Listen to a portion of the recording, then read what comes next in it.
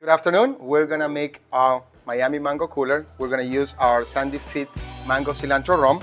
We're gonna go ahead and get 2 ounces of that.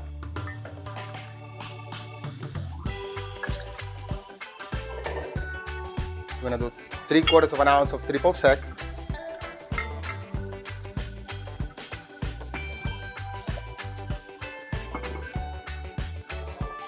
Half an ounce of simple syrup.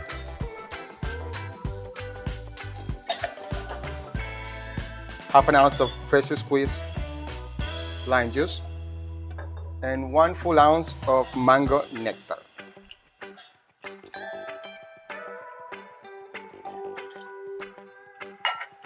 Give that a good shake.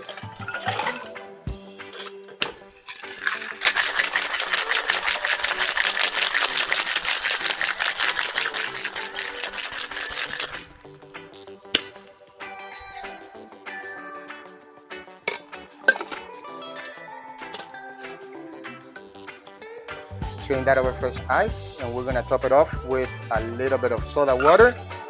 You can sub with sparkling water if you like.